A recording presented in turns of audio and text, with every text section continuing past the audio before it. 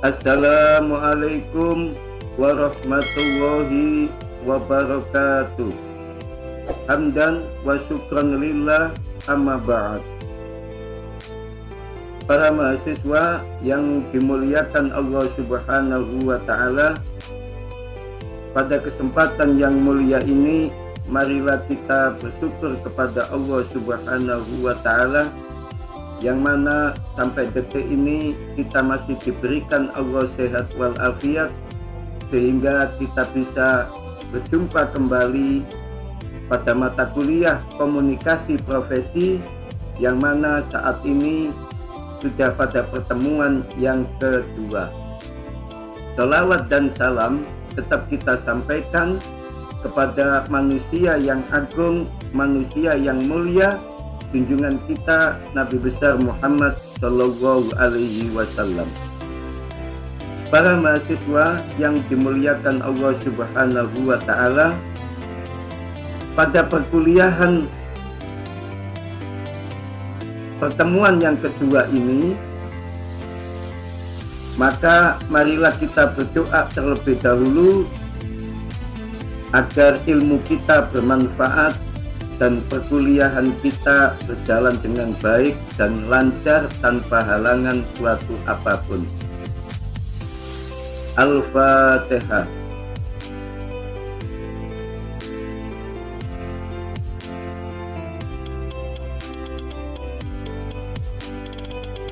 Para mahasiswa yang dimuliakan Allah Subhanahu wa ta'ala, saat ini adalah pertemuan yang kedua mata kuliah komunikasi profesi Prodi Ekonomi Syariah, Fakultas Ekonomi dan Bisnis Islam UIN Sunan Ampel Surabaya, yang mana pada pertemuan yang kedua ini kita akan membahas tentang pengertian komunikasi.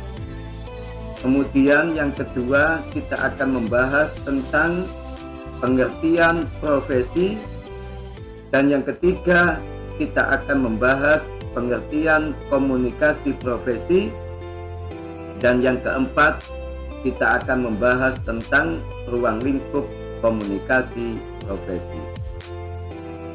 Para mahasiswa dimanapun Anda berada yang dimuliakan Allah Subhanahu wa ta'ala, pertama kita akan membahas pengertian komunikasi ditinjau secara etimologi. Komunikasi secara etimologi itu berasal dari bahasa Latin, yaitu communicare, yang artinya menyampaikan.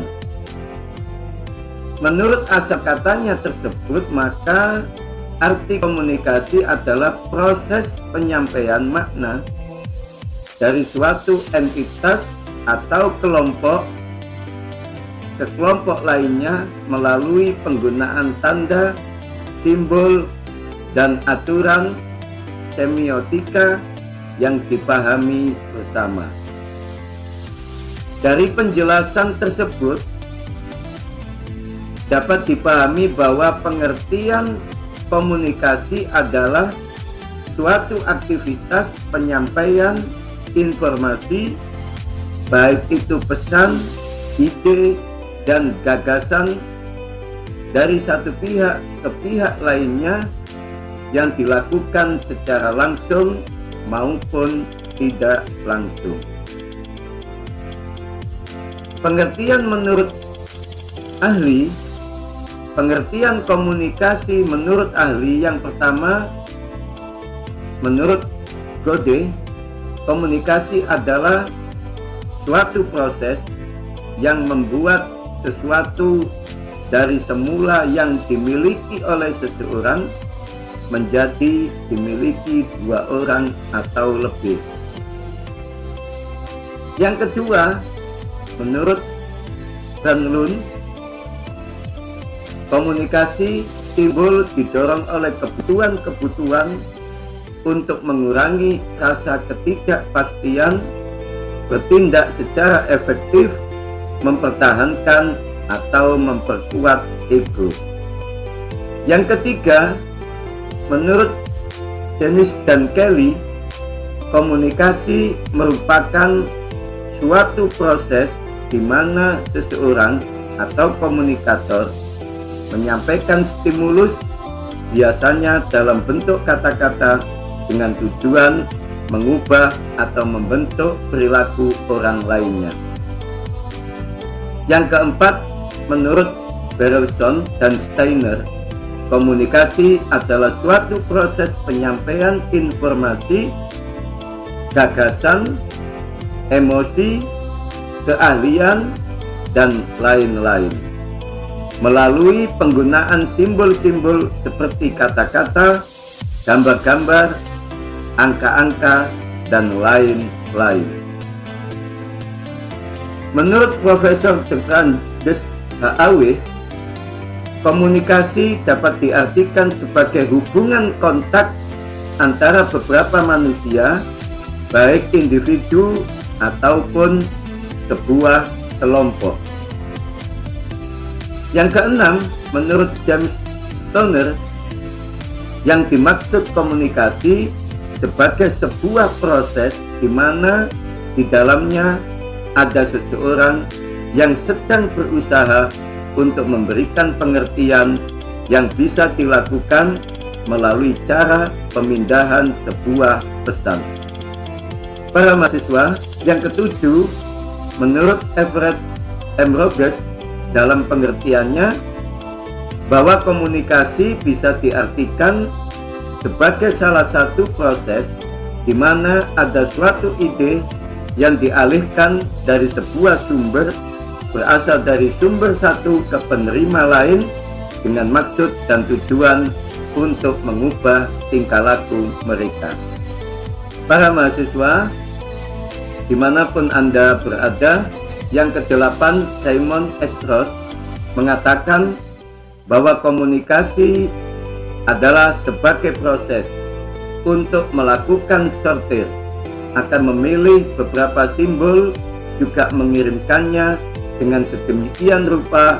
Tujuan dari diadakannya sortir adalah agar pendengar akan membangkitkan suatu makna. Sebuah respon akan datang tersendiri dari pikirannya. Semua itu serupa dengan apa yang dimaksud oleh sang komunikator. Yang kesembilan, menurut William, untuk ringkasnya, komunikasi diartikan sebagai salah satu transaksi yang dinamis. Di dalam transaksi antar komunikator dan komunikan bisa melibatkan gagasan dan perasaan. Yang ke-10, para mahasiswa, komunikasi menurut Wiryanto dalam bukunya yang berjudul Pengantar Ilmu Komunikasi, kata komunikasi atau communication dalam bahasa Inggris berasal dari kata Latin communis, communico, communication atau communicare yang berarti sama atau membuat sama, to make common. Para mahasiswa, apa sih tujuan komunikasi? Tujuan komunikasi yang pertama menjadi salah satu hal yang disampaikan oleh komunikator. Yang kedua, tujuan komunikasi adalah setiap hal yang disampaikan oleh komunikator mampu atau dapat untuk dimengerti oleh komunikan sebagai penerima. Setiap orang yang menerimanya harus mampu untuk memahaminya. Yang ketiga, tujuan komunikasi adalah agar hal yang telah disampaikan dapat dimengerti atau diterima oleh orang lain. Maka harus ada dan harus terjadi sebuah pendekatan persuasif. Yang keempat, tujuan komunikasi adalah bisa menjadi sebuah penggerak bagi orang lain, diartikan sebagai pedoman untuk melakukan suatu hal. Tujuan dari penggerak ini agar apa yang diinginkan komunikator dapat tercapai. Para mahasiswa dimanapun Anda berada, adapun syarat untuk terjadinya komunikasi yang pertama adalah adanya source atau sumber. Yang kedua adanya komunikator. Yang ketiga komunikan. Yang keempat pesan. Yang kelima saluran. Dan yang keenam efek. Para mahasiswa dimanapun Anda berada, fungsi sebuah komunikasi yang pertama adalah menjadi alat informasi, dan yang kedua adalah sebagai kendali, dan yang ketiga adalah sebagai motivasi. Para mahasiswa dimanapun Anda berada, selanjutnya kita akan membahas tentang pengertian profesi secara etimologi. Profesi itu dari bahasa Inggris dan dari bahasa Latin. Kalau dari bahasa Inggris adalah profession, kalau dari bahasa Latin professus. Yang mana profesi diartikan adalah mampu atau ahli dalam suatu pekerjaan. Suatu profesi ialah suatu pekerjaan yang menuntut pendidikan tinggi, biasanya meliputi pekerjaan mental yang ditunjang oleh kepribadian serta sikap profesional. Selanjutnya, para mahasiswa, pengertian profesi menurut ahli. Yang pertama, menurut Kogan, profesi yaitu berbagai jenis keterampilan khusus yang dalam prakteknya didasarkan atas suatu struktur teoritis tertentu dari beberapa bagian ilmu pengetahuan. Yang kedua, menurut Dedi Supriyadi, profesi yakni semua kegiatan dari pekerjaan atau jabatan yang menuntut keahlian khusus, tanggung jawab, serta kesetiaan terhadap pekerjaan tersebut. Yang ketiga, menurut Doni Kusuma, profesi yaitu sebuah pekerjaan yang dapat juga berwujud sebagai jabatan di dalam suatu hierarki birokrasi yang menuntut keahlian tertentu serta memiliki etika khusus untuk jabatan tersebut serta pelayanan baku terhadap masyarakat. Para mahasiswa dimanapun Anda berada, yang keenam menurut Ken, profesi ialah berbagai kumpulan atau pekerjaan yang membangun suatu set norma yang sangat khusus yang berasal dari perannya yang khusus di masyarakat. Para mahasiswa dimanapun Anda berada, selanjutnya menurut Huges, profesi adalah segala hal yang lebih baik dari lainnya tentang apa yang diderita atau terjadi pada lainnya. Yang kedelapan, menurut Peter Jarvis, profesi adalah segala bentuk pekerjaan yang sesuai dengan studi intelektual atau pelatihan khusus di mana tujuannya untuk menyediakan pelayanan keterampilan bagi orang lain dengan upah tertentu.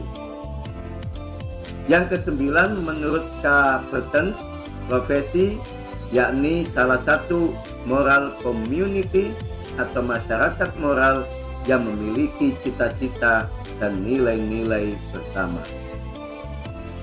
Yang ke-10, menurut Kamus Besar Bahasa Indonesia, profesi yaitu salah satu bidang pekerjaan yang dilandasi pendidikan, keahlian, keterampilan, kejuruan, dan sebagainya.